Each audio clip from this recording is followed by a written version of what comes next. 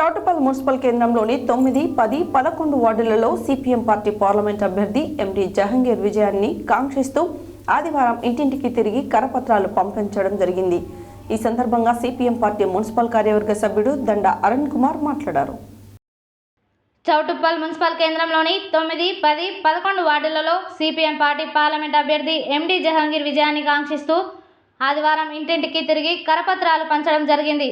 ఈ సందర్భంగా CPM party municipal కార్యవర్గ సభ్యులు దండ అరుణ్ కుమార్ మాట్లాడుతూ పేదల పెన్నిధి భువనగిరి పార్లమెంట్ నియోజకవర్గం పరిధిలో ఉన్నటువంటి నియోజకవర్గాలలో ప్రజా సమస్యలపైన అవగాహన ఉన్న వ్యక్తి జహంగీర్.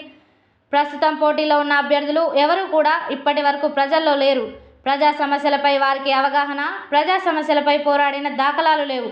నిరంతరం ప్రజల మధ్యలో ఉంటూ ప్రజా సమస్యలపై అలుపెరుగని పోరాటం చేస్తున్న జహంగీర్ అన్నను పార్లమెంటుకు పంపిస్తే మన ప్రజా సమస్యలను, పాలకుల మోసపూరిత వాగ్దానాలను ఎండగట్టి ప్రజా గొంతుకను పార్లమెంట్లో వినిపించే సత్తా గల నాయకుడు మన జహంగీర్ అన్న.